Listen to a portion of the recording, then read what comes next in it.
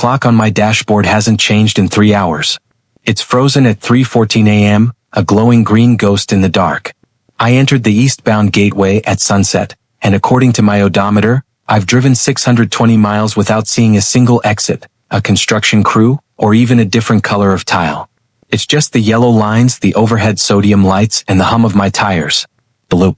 Every 12 minutes, I pass a stalled red sedan. Every 12 minutes, I pass a discarded tire iron. I tried stopping once. I got out, my boots echoing like gunshots against the concrete. The air smelled like old ozone and stale exhaust. When I looked back at my car, the shadow it cast didn't match the overhead lights. It was stretching toward me like it was trying to grab my ankles. I haven't stepped out since. The rules of the tunnel. I've had a lot of time to think. To stay sane, I've realized there are things you just don't do. Don't look in the rearview mirror. Something is back there. It doesn't have headlights, but it's faster than I am.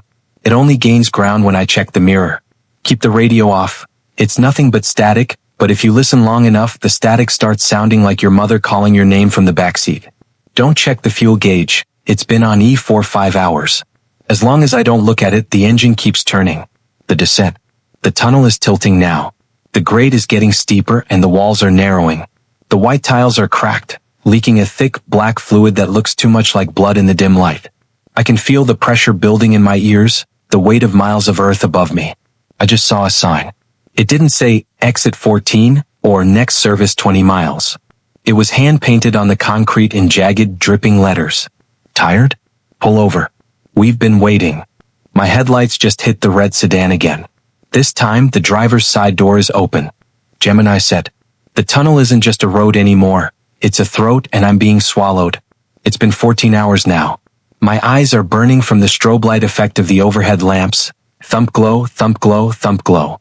I've stopped looking at the odometer because the numbers started turning into symbols I don't recognize. The audience. About an hour ago, I realized I wasn't alone. It started with the shadows. In a normal tunnel, your shadow follows the car. Here, the shadows stay behind. I can see them in my peripheral vision, dark, thin shapes standing perfectly still against the tiled walls every 50 feet. They don't have faces, but I can feel them watching. Every time I pass one, the car feels heavier, like the air inside the cabin is turning into water. The radio bleed. Despite my own rule, I accidentally bumped the seek button on the steering wheel. The radio didn't play static this time. It played a recording of a conversation I had with my wife 3 years ago. Me, I'll be home by dinner, I promise. Her, don't be late. The fog is getting thick. The audio is looping. The fog is getting thick. The fog is getting thick. But there is no fog here.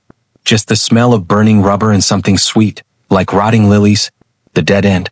The yellow lines on the road just turned bright red. Up ahead, about half a mile away, the lights are flickering out one by one. The darkness is moving toward me faster than I can drive away from it.